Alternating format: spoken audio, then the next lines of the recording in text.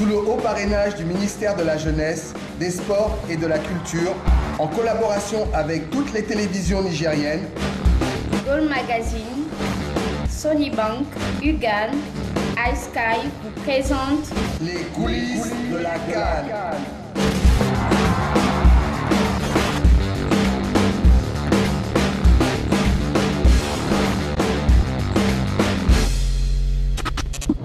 Bonjour, merci de nous retrouver pour les dernières news en direct de la Coupe d'Afrique des Nations 28e édition. 3-0, c'est l'opération La CAN sans sida. Les journalistes ont la parole, les présidents Blatter, Ayatou vont nous dire un petit mot et nous finirons avec les coulisses ont de l'humour avec la charmante Nelly.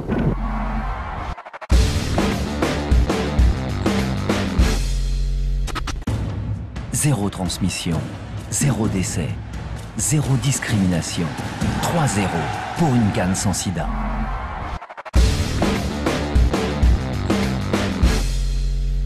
Je dirais que c'est la deuxième fois en 10 ans que j'assiste à une Coupe d'Afrique des Nations. La dernière en date, c'était celle du Mali en 2002.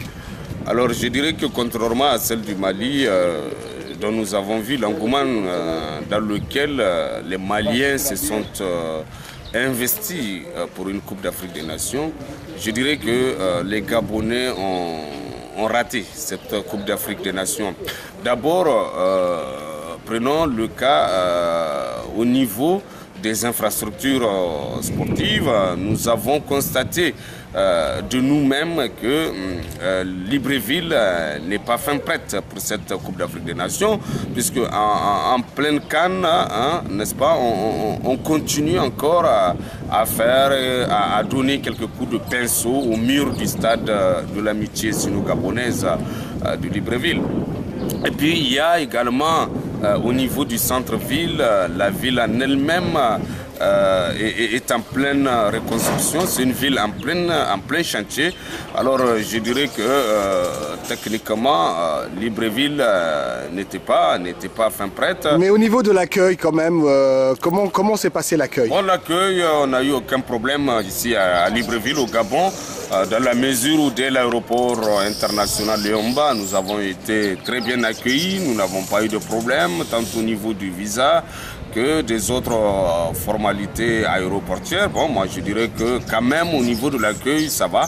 Et puis il faut rendre un coup de chapeau à la Fédération nigérienne de football, la FENIFOOT, et son président, le colonel Pelé, qui se sont pleinement investis, n'est-ce pas, pour nous héberger dans un cadre très convivial, dans un cadre vraiment très agréable. Quand on dit les infrastructures ne sont pas à temps, on a raté notre CAN, je dis faux. Au départ, il faut d'abord faire la genèse de cette CAN. On a eu, par malheur, le décès de la première dame de ce pays, Madame Edith Sidongo, la petite histoire. Et ensuite, on a eu le décès de notre chef de l'État, son Excellence Elhadji Omar Bongo Ondimba. Alors, ces deux événements réunis ont quelque part retardé éventuellement le programme ficelé par nos autorités. Donc du coup, on a pris un léger retard par rapport à l'organisation, dû aussi aux élections présidentielles qui se sont organisées à la mort de notre défunt chef de l'État. Aucune organisation parmi dans tout le monde entier n'est parfaite. Il y a des manquements. Alors, notre chef de l'État, son Excellence Ali Bongo Ondimba, a tenu promesse en nous organisant cette CAN. C'est vrai, on ne va pas dire que tout est parfait, c'est vrai. Mais par rapport au délai que nous avons eu, nous sommes convaincus que nous avons fait l'essentiel et nous avons fait le maximum. Parce que la majorité des journalistes, la majorité de ceux-là qui sont venus au Gabon sont convaincus de l'accueil, de l'organisation et de la manière de faire. Nous disons tout simplement merci, parce qu'il faut toujours critiquer, ça nous permet nous de nous améliorer et d'aller de l'avant. Parce que notre chef de l'État, son Excellence Ali Bongo Ondimba, souhaite un Gabon émergent, et un Gabon où on doit critiquer pour qu'on puisse s'améliorer. Voilà un peu tout ce que je tenais à répondre à mes frères africains, à mes frères nigériens, qui, par malheur ou par bonheur, on a joué ensemble. Mais malheureusement, on a eu cette fois-ci, mais on arrive là-bas à Niamey. N'ayez crainte, quand on va arriver, on ose croire qu'on sera aussi bien reçu.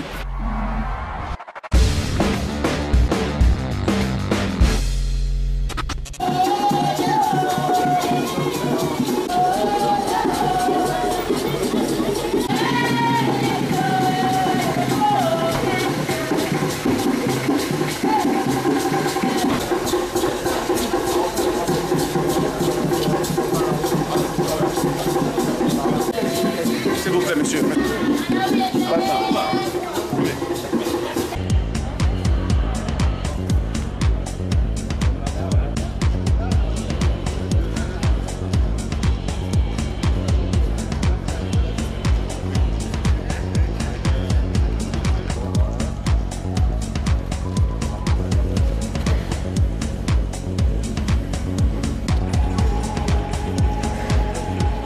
Son Excellence Ali Bongo Ondimba, président de la République, chef de l'État.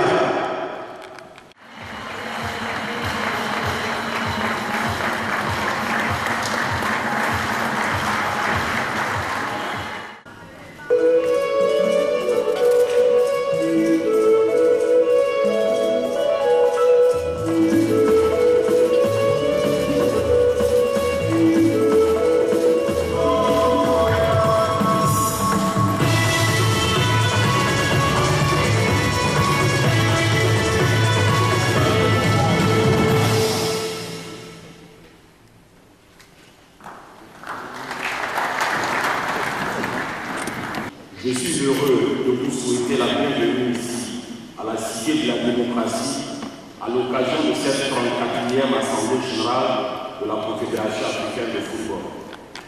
En la mémoire du président Omar Bongo Ondimba, aujourd'hui disparu, je vous prie respectueusement d'observer une minute de silence.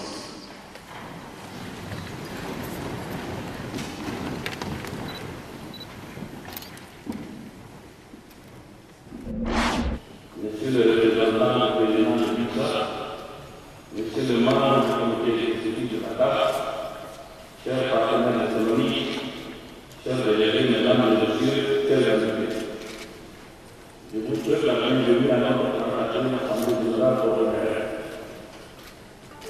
Mesdames et messieurs, le drapeau de la CAF en vert, cette initiative, nous l'avons prise au lendemain de la tragédie de Portaï, qui a coupé la vie à 75 spectateurs présents dans les études à l'occasion d'un championnat national et fait de très nombreux blessés. Autrefois, l'Assemblée générale de la CAF se tenait avant le coup d'envoi de la Coupe d'Afrique. Désormais, elle se réunit 2 jours avant la finale. Autrefois, on se fait longtemps aux seules équipes en présence. Aujourd'hui, on fait le bilan général avant la petite finale de la grande finale.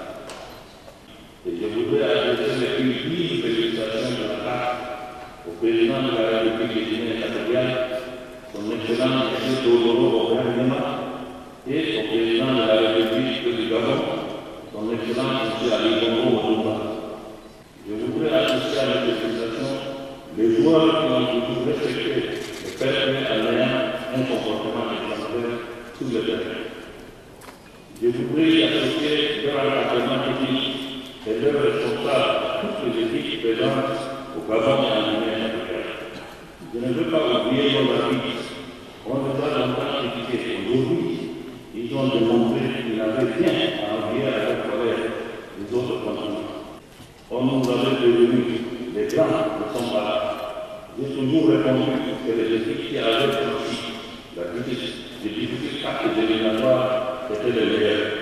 Je félicite en particulier les nouveaux venus, le Botswana, le Niger et la Guinée équatoriale, sans oublier une équipe de Libye qui s'était préparée dans des conditions extrêmement difficiles. Et de démontrer que notre jeu n'est pas seulement basé sur les émotions, la passion, mais que notre jeu peut être un atout pour notre société, puisque de la base de notre jeu, c'est la discipline, le respect. Il y a un esprit combatif, mais un esprit de fair play. Et si nous réussissons dans la grande société du football international, nous sommes plus de 300 millions de personnes, si nous arrivons à mettre ces qualités humaines que nous pratiquons sur le terrain de jeu, nous allons à mettre dans notre société, alors à ce moment-là, nous pouvons dire que nous avons réussi quelque chose, parce que à ce moment-là, nous sommes reconnus et que le football est éducation, et le football peut également être santé, bien-être social, et que le football peut contribuer non pas à changer le monde, mais à créer un monde meilleur et surtout pour votre jeunesse. C'est ça le but que nous nous sommes fixés ensemble avec vous. Pour clore cette catégorie dans la beauté, j'encourage les équipes finalistes que sont la Côte d'Ivoire et la Zambie à offrir au continent, au monde, l'une des meilleures et plus belles finales de son football africain dans l'engagement et la solidité.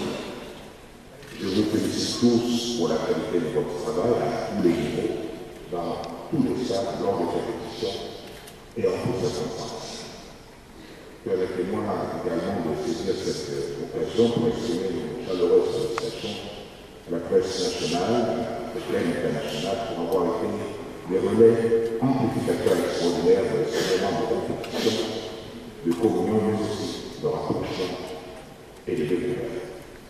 Grâce à la presse, il a pu être noté que dans un stade président du Gabon, on ne savait pas se comporter en position.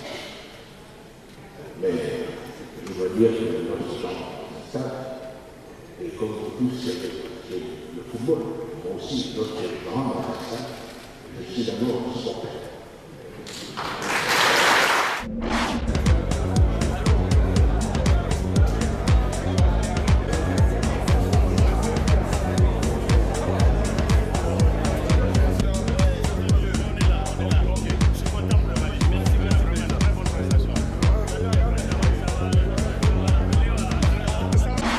Quand le président Ali Bongo Ondimba reçoit le roi Pelé au stade de l'amitié sino-gabonaise, c'est en exclusivité pour vous dans les coulisses de la CAN. First of all, it's an honor to me, it's a pleasure to me to be here. The emotion of the football, the part of the football, where you have a tournament. You got so many nations together. No, is a big part in the world. Because I was coincidentally, when the president talked about the opportunity the country has when you have a tournament like this one, is the same what we started to prepare for Brazil now for the next World Cup. Rien ne peut se produire sans le travail. Et notre invité aujourd'hui est quelqu'un qui, malgré le talent immense, il nous le dira, il nous l'a dit, est quelqu'un qui travaille et qui a toujours travaillé. La volonté, l'ambition, le travail. Donc ce que nous avons pu démontrer nous-mêmes pour cette Coupe d'Afrique, contrairement à tout ce qui a été dit, malgré les difficultés que nous avons eues, et l'année de retard que nous avons eue à cause du décès du président et l'organisation d'élections, nous avons travaillé. Nous avons dû travailler pour finalement honorer nos engagements. Et pour nous, il était clair qu'une expérience comme celle-là, un moment comme celui-là, il fallait le faire partager.